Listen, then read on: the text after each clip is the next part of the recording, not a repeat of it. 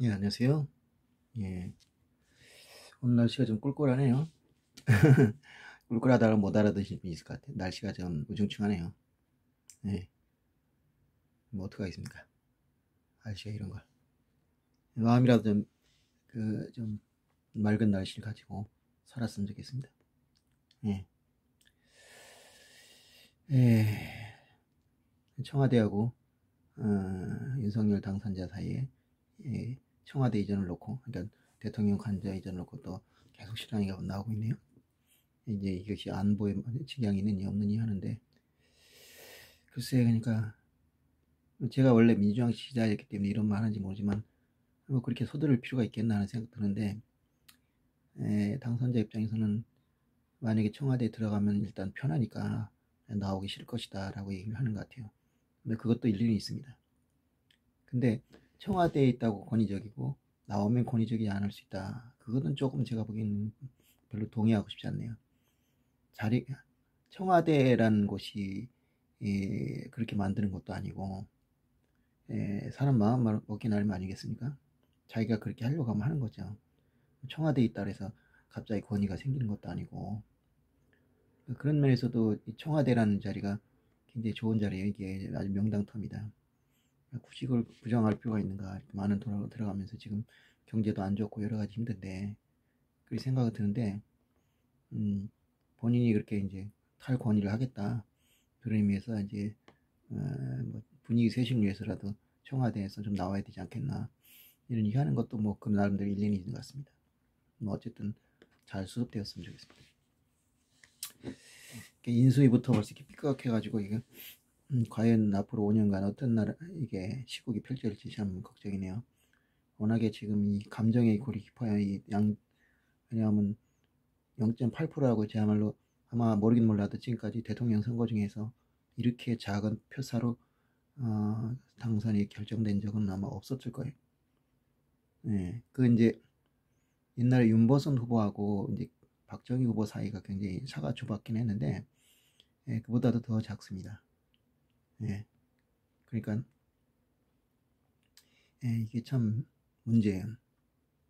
이게 그냥 단순히 그 후보를 고르는 것이 아니라 그 자체가 어떤 그 자신의 사고방식, 인생관, 이 모든 게 다 걸려 있거든요. 예, 그렇기 때문에 예, 이렇게 쉽게 대화로 풀 수 있는 게 아니에요. 예, 그런 의미에서 이제 그 스웨덴의 그 타게 에르란데라는 사람이 하나의 그 모범이 되는데, 이 사람이 뭐냐 하면은 스웨덴의 수상이 됐어요. 1948년에. 아니 46년인가, 맞아, 46년이에요. 그때 나이가 젊었죠. 47세인가 8세밖에 안 됐어요. 근데 그것도 이제 자기가 원래 되려고 된 게 아니라, 그 앞에 수상이, 지금 이름을 까먹었는데 굉장히 유명한 수상이 있어요. 그 사람이 갑자기 죽었습니다. 그래서 집권당 내에서 이제 이 사람이 갑자기 이제 수상이 된 거야. 근데 이 사람이 굉장히 과격한 사람이었어요. 그래서 이제 재계에서는 굉장히 우려를 했죠. 그랬는데 68년까지 22년 동안 수상을 하면서, 23년이죠, 해수를 치면, 국민의 압도적인 지지를 받았어요. 마지막에는 어떤 것까지 했냐면, 스웨덴 역사상 처음으로 특정 정당이 과반수 득표를 하는 그런 놀라운, 그러니까 23년을 했는데 과반수 득표를 얻을 정도면 얼마나 지지가 좋겠어요. 보통 그 정도 하면 이제 질렸다고 사람들이 안 찍어줄 법도 한데, 그렇게 압도적 지지를 해준 거예요. 근데 그리고 또 놀라운 건 그런 상태에서 물러났다는 거죠. 그러니까 박수 칠 때 떠난 거죠. 그때 막 국민들이 그 수상 사는 데 가가지고 물러나지 말라고 막 그랬는데, 때가 됐다. 근데 이 양반은 참 재밌는 게, 수상 관저가 있는데 수상 관저에서 살지 않았어요. 어디 살았냐? 그냥 일반 임대 아파트에 살았어요. 자기가 모범을 이루겠다 그래가지고. 예. 근데 이제 그럼 수상 관저는 뭐냐면, 수상 관저는 그냥 필요할 때 공적인 일을 해야 되잖아요. 그래서 낮에 가서 일 보고 이제 돌아오면, 잠은 이제 사는 것은 이제 그 자기 이제 관저가 아니라 사실 사저죠. 사저에서 산 거예요. 그래가지고 이제 이 사람이 뭘 했냐면요.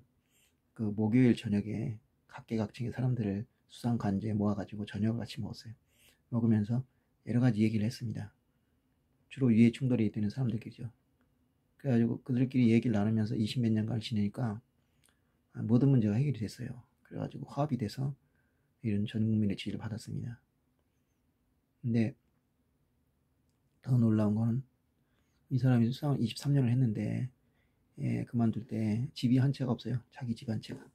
우리 같으면 수상을 23년 했으면, 아니 국무총리만 23년 했어도 집이 몇 채는 떨어질 텐데, 그래가지고 들어갈 집이 없으니까 결국 이제 임대 아파트에 살게 됐는데, 그걸 알고 이제 그 당원들이 돈을 모아서 그 집을 하나 사줬어요. 참 놀랍죠. 근데 그리고 나서 한 6년? 23년? 24년 지나서 이제 한 80 몇 세에 세상을 떠나게 됐어요. 이제 한 거의 90 가까이 좀 오래 살았죠.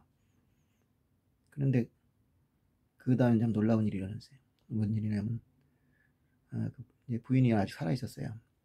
근데 그 집을 갖다 국가에 반납을 한 거예요. 왜 그러냐 했더니 나한테 준 집이 아니고 내 남편한테 준 거기 때문에 자기는 여기 살 자격이 없다는 거예요. 참, 이게 바로 부창부수 아닙니까? 부부 일심동체고 진짜 그 남편의 그 아내죠. 감동적이에요. 그리고 또 뭐냐면, 수상 사직하고 나서 어느 날 이 부인이 볼펜 한 이만큼 가져와가지고 그 장관을 만나러 갔어요. 그래서 왜 이걸 가져왔냐니까, 이게 이제 보니까 공무용이라고 써 있어요. 공무용으로 그 볼펜을 많이 갖고 있었던 거예요. 근데 왜 그 집에 있냐면, 아까도 얘기했지만 관저에 안 살고 사저에 살았기 때문에 사저에 갖다 놓고 쓰고 있었어요. 국가 일을 위해서. 그런데 이제는 이제 수상을 물러났으니까 이제 이 볼펜을 쓸 수 없다. 그래서 도로 돌려준 거예요. 참, 이런 청렴한 수상이 우리나라에 있었을까요? 거의 이순신 장군급이죠. 이순신 장군 뺨칠 정도예요. 이순신 장군이 얼마나 청렴하냐면, 그가 이제 군인이었잖아요. 근데 군이니까 이제 휴가를 가게 됐어요. 그 휴가를 가면은 군대에서 밥을 못 먹으니까 쌀을 줘요. 가서 집에서 이걸 싸 먹으라고. 그래서 이제 그걸 가져갔어요. 근데 돌아올 때 그 쌀의 일부를 반납을 했어요. 그래서 왜 반납을 했냐 했더니, 이 쌀은 나를 먹으라고 준 거지 우리 가족을 위해서 주는 것이 아니기 때문에 내가 먹을 뿐만 내놓고 나머지는 가져온 거다. 그렇게 했어요. 기가 막히죠. 예? 솔직히 그냥 집에 가서 먹는다고 누가 뭐라 씀도 없고, 솔직히 누가 봐도 이건 뭐 부정이 아니에요. 왜냐면 그건 준 거잖아요. 당신한테 줬으니까 당신이 마음 처분하면 되는 거예요. 근데 그런 식으로 구분해서 가져오더라 이 말이야. 근데 이 양반도 거기 못지않아 진짜 정말 훌륭합니다. 그래서 그분은 자식들이 그렇게 아버지를 존경했어요. 근데 어머니도 존경할 만해. 그 어머니가 그렇게 아버지를 따랐으니까 그게 됐지. 안 그랬어 봐요. 뭐 누구처럼 말이죠. 누구라고 얘기는 안 했지만 뭐 남편 대통령이라고 해서 그냥 이것저것 해먹는 그런 이제 여자였으면 곤란했죠. 예. 그 영국의 노동당의 수상이 있어요. 지금 이제 얼마 전까지 굉장히 인기가 있었는데, 이 양반이 이혼을 했어요. 왜 이혼인지 아세요? 그 마누라가 자기 아들은 좋은, 이제 이 공립학교 같은 경우에는 이 학구에 따라서 굉장히 학교 차이가 나거든요. 그래서 이제 그쪽으로 이사를 가야겠다. 그러니까 자기는 노동자의 대표이기 때문에 그런 호화주택가에는 못 가겠다. 그래서 이혼한 거예요. 참, 그런 마누라도 있어요. 그러니까 자식 교육의 명분을 위해서 남편하고 이혼하고, 이게 말이 됩니까? 근데 그런 식의 여자도 있지만 이렇게 이제 아주 훌륭한 아내도 있어요. 여러분들도 결혼 안 하신 분들은요, 뭐 예쁘다 뭐 이런 거 생각하지 마시고, 그 사람이 정말 심성이 고냐, 얼마나 정말 남편을 위할 수 있는 사람이냐, 이게 난 더 중요하다고 생각해요. 훨씬. 예. 뭐 좀 얘기가 건너지만 하여튼 지금 시국이 그렇습니다. 예. 근데 하여튼 이 타계 에르란드의 이 식사 정치, 목요일 오후면은 저녁이면 같이 먹고, 사실 이렇게 타놓고 얘기하면은 이 의견 차이가 많이 좁혀지거든요. 근데 안 만나니까 적으로 보이는 거예요, 사람들이. 물론 이제 이 얘기가 우리나라에 통할지는 의문이에요. 왜냐, 스웨덴은 그 당시에 이념 대력이 확실히 약했죠. 지금도 훨씬 약했죠. 그리고 유럽 자체가 어느 정도는 좌파적인 성향이 강해요. 특히 북유럽 같은 경우에는.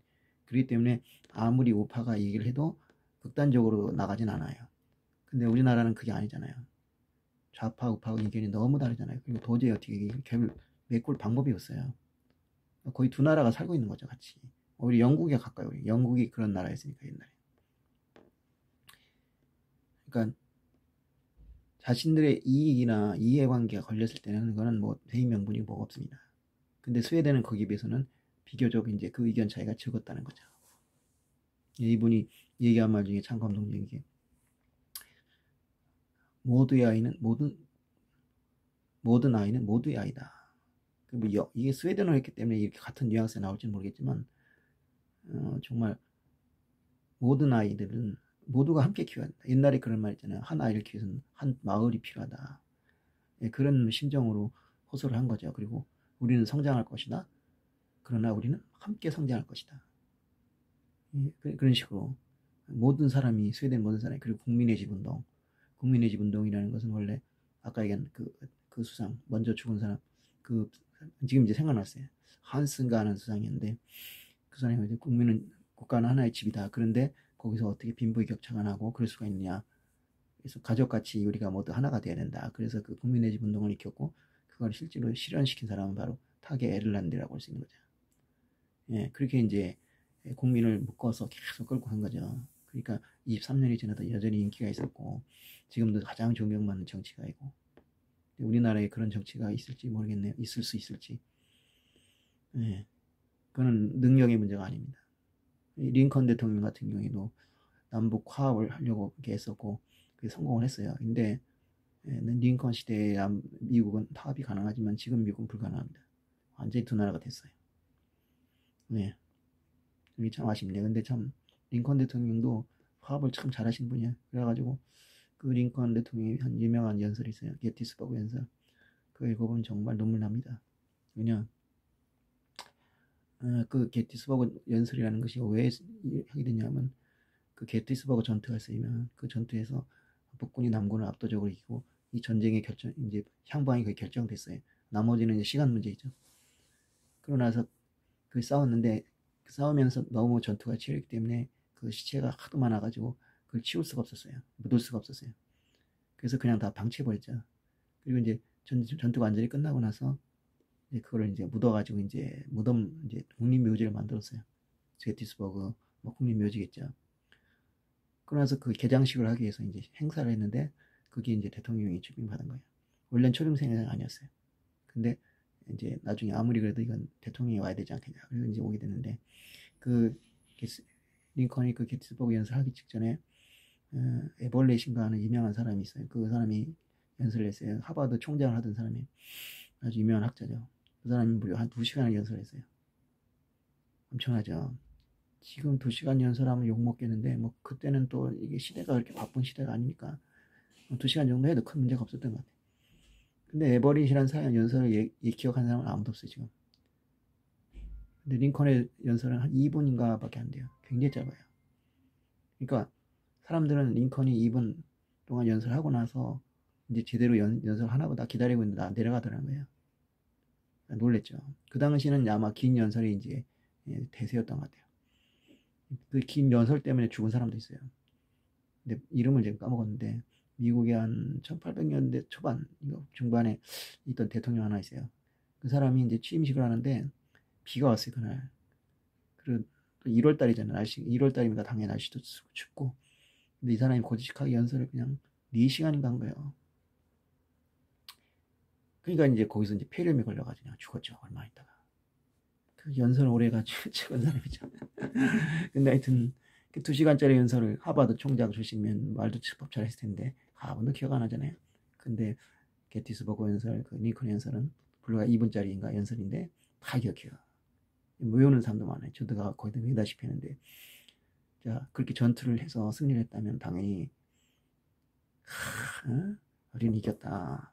이제 이 남북이 통합되는 것은 시간 문제다. 막 이런 식으로 막 기세 등등하게 이해를 할 것 같은데 그런 얘기 전혀 없어요. 전혀 없고, 그 이제 여기 당시가 1863년인데 87년 전이니까 이제 84년 전이죠. 그 독립전쟁 하던 시기 1776년이니까 대충 어떻게 되겠어요? 70 아니 80 한 2년 되나요? 82년 전에 우리 선조들이 이 나라에 민주주의 국가를 세웠다. 그것은 고귀한 가치를 지키기 위한 것이었다. 그렇게 일단 전제를 해요. 그리고 그 고귀한 가치, 민주주의의 그 고귀한 가치를 지키기 위해서 우리가 지금 싸우고 있다. 그리고 여기 묻힌 사람들은 그를 위한 희생자들이다. 우리가 그를 기념하기 위해서 왔다. 그러나 우리는 여기서 기념할 수가 없다. 왜냐, 그들에 비하면 우리는 자격이 없다. 그러면서 그들이 죽음을 우리가 해야 될 진정한 기념은 무엇이냐? 바로 이 가치를 유지하는 것이다. 우리가 이 민주공화국, 그래서 마지막에 이제 연설이 뭐냐? 마지막 부분 유명하죠. 우리가 해야 될 일은 무엇이냐? By the people, of the people, for the people이라는 이 훌륭한 이 가치를 가진 나라가 이 지구상에서 사라지지 않도록 해야 하는 것, 그것이 바로 우리가 할 일이다. 그렇게 맺어요. 그래서 우리는 그 끝에 부분만 알잖아요. Of the people, by the people, for the people. 근데 사실은 그 부분은 자기 링컨이 한 얘기도 아니고 원래 다른 사람이 한 얘기를 이제 인용한 거고, 이 전체적으로 하나의 문맥을 보면 이게 바로 화합이에요. 절대로 승자를 피하지도 않았고 비판하지도 않았어요. 그리고 그가 추구한 건 가치죠. 우리가 추구할 가치가 무엇이냐? 바로 이 민주공화국이다. 자유적인 민주공화국을 지켜야 한다.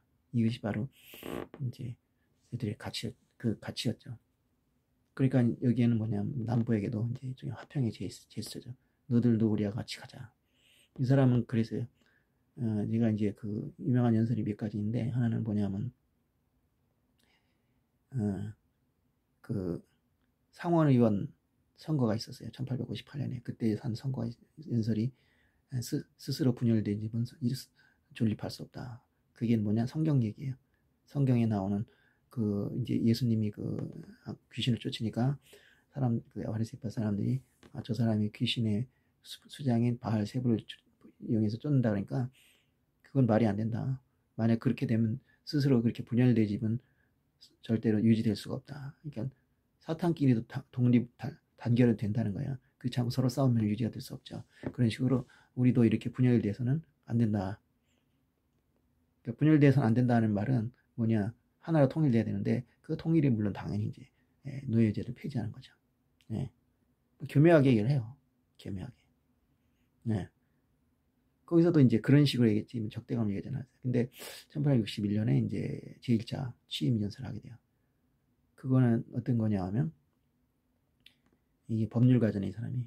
그러면서 이 미국 연방이라는 거는 모든 주가 하나가 돼서 만장일치로 이 연방을 세웠기 때문에 어떤 특정 주가 마음대로 이걸 이탈할 수 없는 것이다. 만약에 이 연방을 해체시키려면 모든 주가 모여가지고 만장일치로 우리는 이제 주를 해체하겠다라는 결의를 해야 된다는 거죠. 근데 그게 없이 당신들이 이탈했으니까 이건 불법이다. 그래가지고 이제 마치 이제 그 변호사다운 이제 그 얘기를 하면서 그러기 위해서, 그러니까 뭐냐? 빨리 불법에서 벗어나라. 빨리 돌아와라. 너희들이 돌아오면은 나는 그것을 전혀 문제 삼지 않겠다. 그런 연설이었어요. 굉장히 온화하죠. 온화하지만 강경하고. 그 다음에 이제 이 연설이 있었고, 게시스법. 그 다음에 65년에 제2차 연설이 있어요. 그때는 이제 제2차 취임이죠. 재선이 됐죠. 그때는 뭐라 했냐면, 그때는 이제 조금 달라졌어요. 약간 이제 강경해졌어요. 왜냐, 전쟁이 이제 거의 다 끝났거든요. 끝났으니까 그렇게 포용할 필요는 없으면, 그래서 이제 무슨 얘기를 하냐면, 만약 이 남북전쟁으로 인해서 과거에 우리가 땀을 흘리지 않고 벌은 그 재산이나 소득이 다 날아갔다면 그것은 하나님의 징벌일 것이다. 이게 돌려서 얘기한 거죠. 너희들이 노예를 가지고 써가지고 사람을 착취했더니 잘도 다 뺏겼다. 결국 너희들은 벌을 받은 것이다. 라는 이제 굉장히 엄한 얘기를 한 거예요. 그러면서도 이제 그러나 우리는 아무 책임도 묻지 않겠다. 그러니까 우리가 화합해야 된다는 걸 강조하죠. 그리고 실제로 남부가 항복을 했을 때 그 당시에 그 대통령이었던 데이비스, 이름 까먹었네. 남부의 대통령이 이름을 까먹었나. 그 대통령은 처벌 안 받았고, 그 다음에 이제 리 장군이라고 이제 사령관이 있어요. 그 사람도 한 6개월인가 감옥에 있다 나왔어요, 바로. 그렇게 됐어요. 그 정도로 관대하게 처벌했어요. 근데 이제 그것이 과연 옳았냐에 대한 얘기는 많죠. 왜냐하면 남북 이제 그 노예제 해방이나 아니면 토지 개혁이나 이런 개혁을 했으면 좋았을 텐데, 링컨도 그렇고 링컨 뒤에 있던 누구냐, 그 대통령도 그렇고 이 사람들이 너무 온화했다는 거죠. 그래가지고 존슨 맞아, 존슨. 그 재밌는 게 링컨 대통령 후임도 존슨이고 케네디 대통령 후임도 존슨이에요. 예. 근데 그 죽음의 의미가 완전히 다르죠. 링컨 대통령은 남부의 그 불만 분자에서 살해당하고 이 케네디 대통령은 이 CIA를 비롯한 국가기관들이 조직적으로 이 대통령을 암살한 거예요. 완전히 다릅니다. 예, 근데 하여튼 그런 어떤 역사를 좀 돌아보면서 이게 지금 0.8%도 안 되는 0.6%밖에 안 되는 차이로 지금 이겼는데 이걸 갖다가 한꺼번에 너무 과격하게 한다면 또 다른 이제 분열을 가져올 것 같은데 과연 어떻게 될지 좀 귀추가 주목되네요. 저는 뭐 정치에 이제 관심 좀 끊으려고 합니다. 그래서 정치에 사실 전 민주당 지지자로서 지난 5년간 이게 정치를 봤는데 선거에서 잘 이겼어요. 16년에서 이기고 18년 선거에서 압승하고 20년 선거에서 압승하고 그런데 제대로 한 게 없는 것 같아요. 5년 동안 허송세월만 보낸 것 같아요. 왜냐하면 이 개혁을 하려고 하는데 그 저항이 너무 큰 거예요. 이 나라가 대통령 하나가 마음대로 할 수 있는 나라가 아니라는 걸 확실히 보여줬어요. 그리고 심지어 여당도 마음대로 할 수 없다.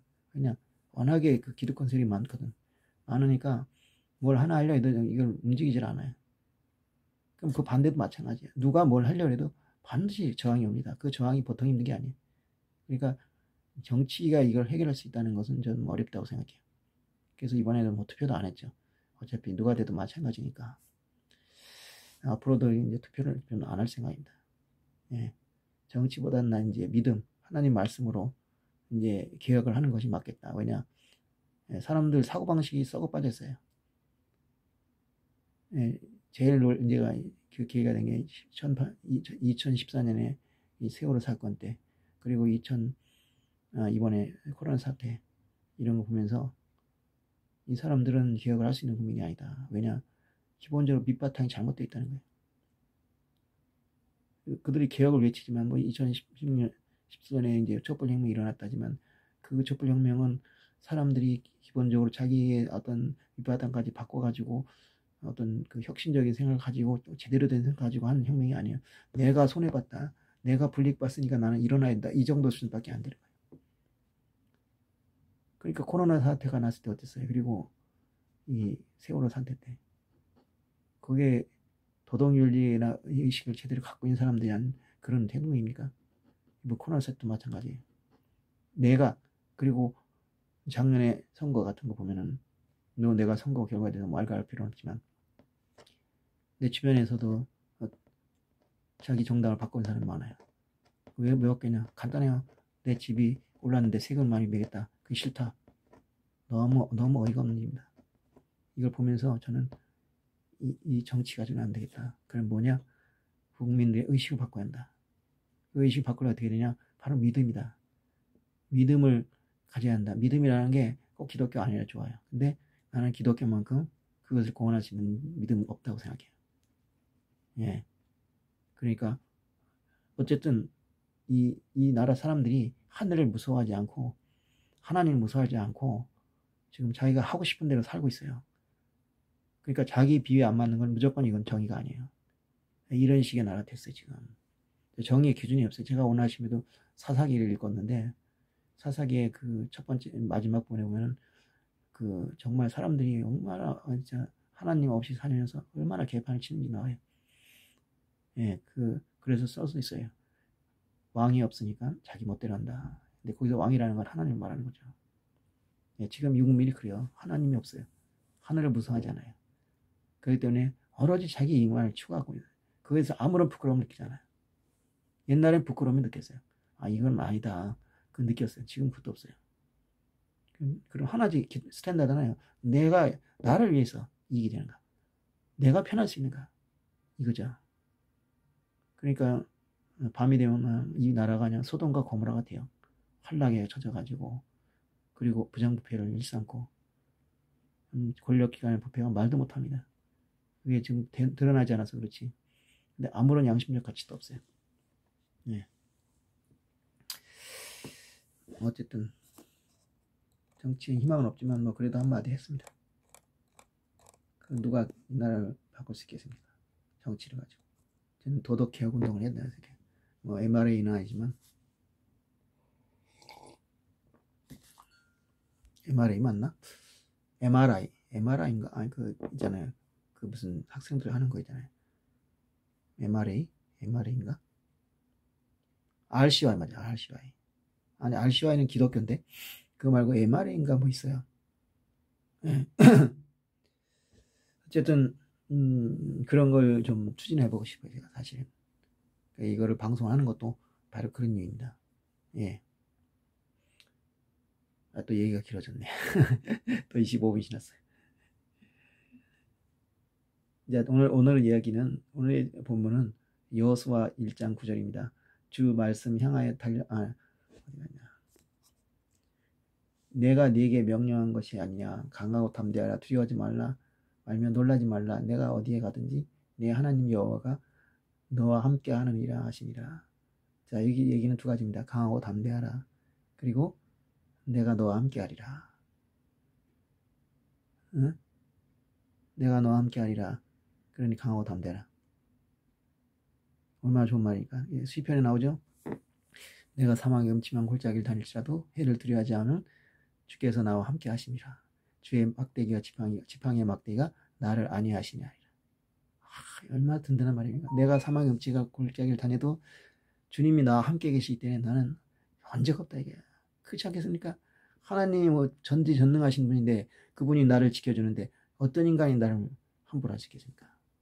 예, 그렇죠? 그러니까 주의 막대기와 지팡이의 막대기가 나를 안위하신다. 예? 전에 이제 소개했지만 그 노래 있잖아요. 내가 너를 사랑함이라.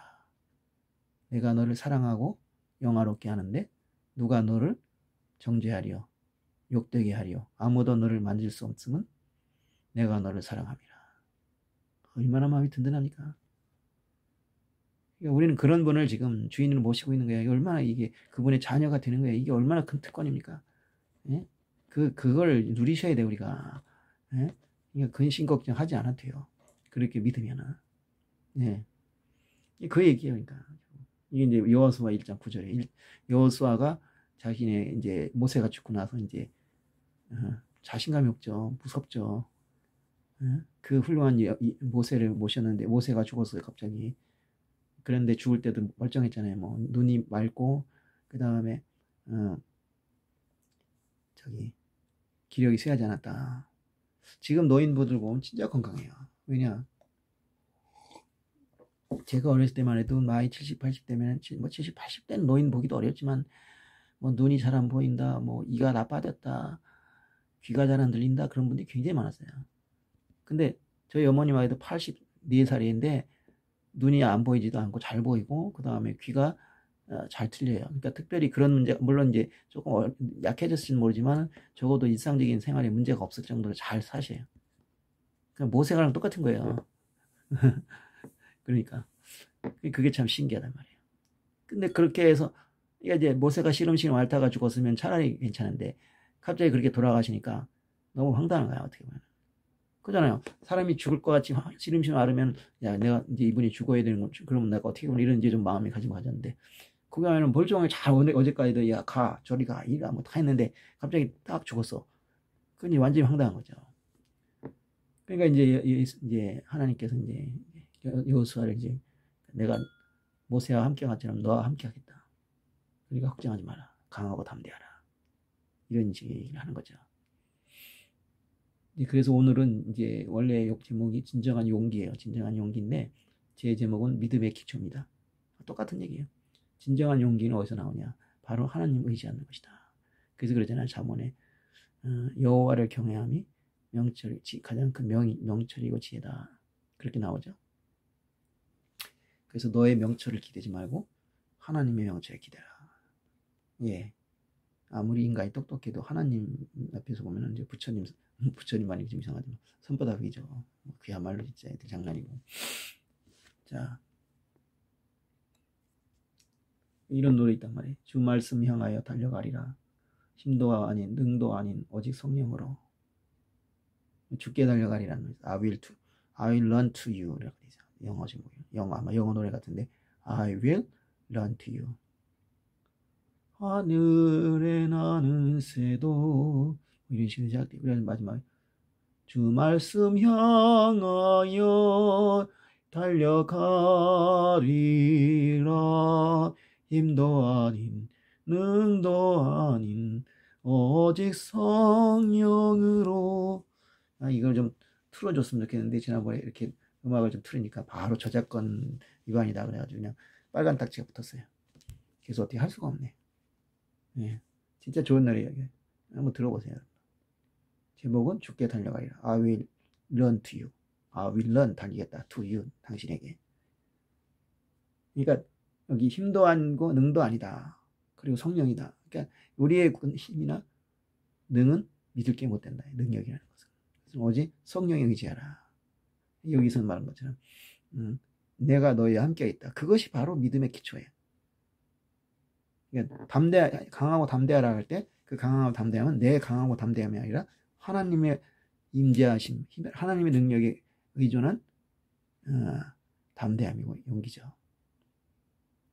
여러분들 그 십자가 군병들이라는 노래 아실 거예요. 십자가 군병들아 주 위에 일어나. 여기 이제 있는데 다 좋아요. 다 좋은데 저는 3절이 제일 좋아요. 왜냐 그 다음에 뭐라냐면 주의 일어나, 그 다음에 내 힘이 부족하니 주 권능 믿어라. 그러면서 복음의 갑주 입고 늘 기도하면서, 여기서 복음의 갑주 말씀을 무장하고 그리고 이제 기도하면서 그러면서 너 맡은 자리에서 충성을 다하라.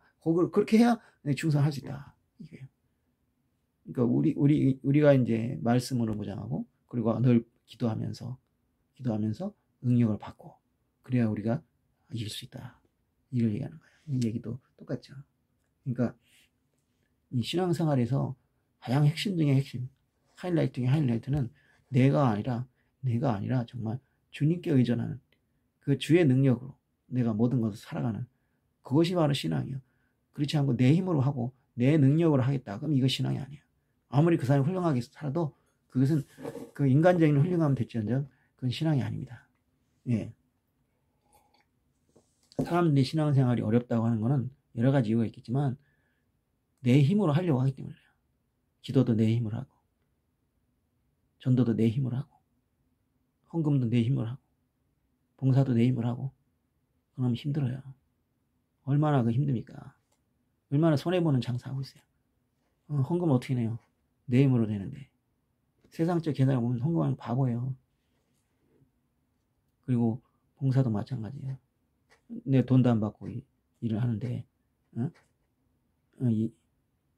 근데 부당한 대우까지 받으면 얼마나 화가 나겠어요. 거기다 또 전도도 마찬가지. 세상 사람들이 좋게 봅니까? 어저께도 나 전도했지만 굉장히 안 좋게 대하는 사람이 있어요. 그러니까 그냥 싫다고 하면 되는데 막 화를 내는 경우도 있어요. 왜 화를 내는지는 모르겠어요. 근데 생각해보니까 그게 막 영적인 전쟁이에요. 이 사람 안에는 사탄이 거부를 하는 거예요. 그러면 이제 그렇게 나오는 거죠. 그렇지 않으면 그럴 수가 없어요. 그리고 어제 또 어떤 일이 있었냐면 누가 그래요.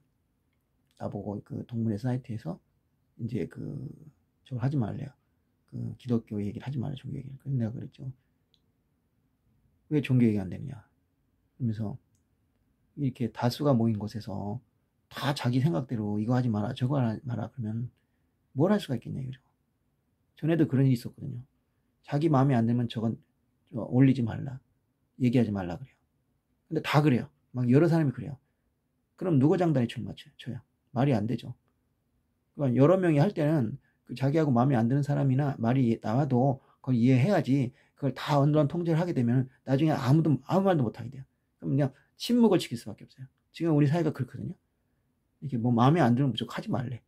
그러니까 결국 사람들은 이 말을 못 하게 돼요. 근데 그게 좋으냐? 그건 아니에요. 말을 못 하니까 어떤 사람은 자기 말을 못 하게 돼요. 말을 못 하게 되니까 심지어 자살까지 해요.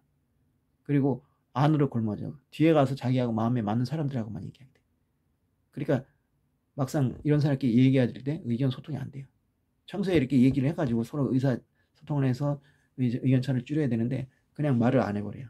그리고 뒤에 가서 자기들끼리 이제 통하는 사람끼리 해요.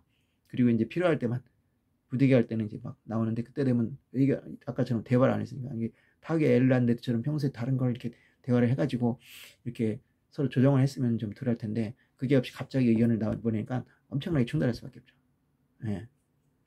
그러니까 그리고 뭐 여러 가지 다양한 의견이 필요한 건데, 왜 어떤 사람이 마음대로 해야죠. 이 의견이 이건 안 된다, 저건 안 된다. 자기가 뭔데 통제를 해요. 말이 안 되죠. 예, 근데 그래가지고 내가 그랬죠. 그래서 나는 다양성이 중요하다고 생각한다. 그러니까 누구 의견에 따라서 이래라 저래라 한다는 것은 말이 안 된다. 그래서 난 받아들일 수 없다. 그렇게 해버렸죠. 그러니까 이제 본인도 납득을 했더라고요. 근데 어쨌든 간에 그런 사람들이 많아요. 그러니까 자기 마음에 안 들면 저 사람 저거 올리지 못하게 하라고. 내가 그때 간사를 했었는데 나한테 전화해가지고 저 사람 내리라고 그래요. 왜 내가 그걸 말을 해야 돼요?